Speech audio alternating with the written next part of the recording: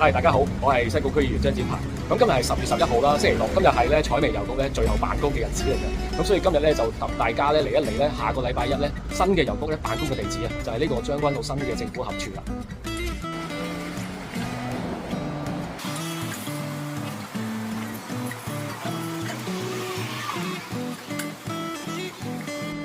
首先大家見到嘅咧就係呢個將軍澳南家庭醫學診所啊。稍後時間我都會拍片咧，同大家介紹一下呢個診所啊，嚟緊有啲咩服務俾大家嘅。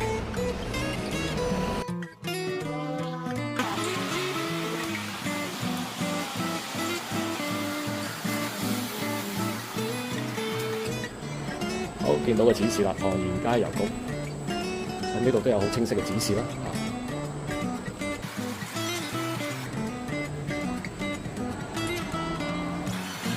咁我哋都睇下呢度咧，總共有啲乜嘢嘅政府辦公室啊？呢度就係北座。咁我哋可以睇到咧，就會有衛生署啦、律政司啦、機電工程署、環保及生態局、環保署，都有好多後勤嘅部門啦。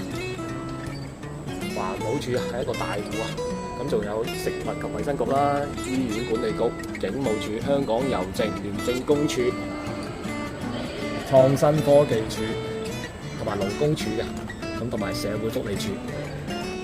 咁啊，各位市民咧可能會同大家會息息相關啲嘅咧，就會係一個社會保障部啦，社會保障辦事處啦，社署嘅，咁同埋一個幼兒中心。咁幼兒中心咧，之前我哋咧都喺議會咧積極爭取咧，就係開放俾公眾使用嘅，唔係淨係公務員家屬先可以用。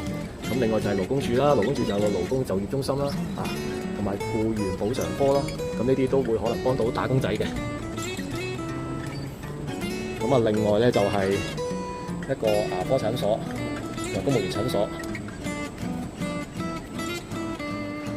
咁啊，郵局就一直行，沿途係有洗手間嘅。好，呢度啦。好，見到個唐賢街郵政局啦。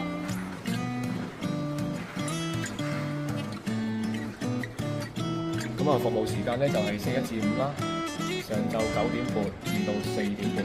星期六咧就係上晝9點半至到下晝1點。星期日公眾假期休息。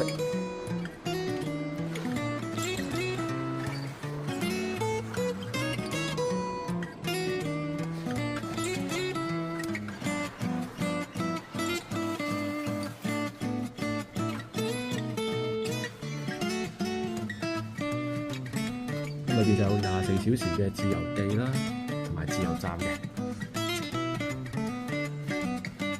咁呢條咧就係至善街，不過呢度你哋好少會，除非你揸車啦，否則就係通常行路咧就會係頭先我哋介紹嘅嗰條路徑行過嚟嘅。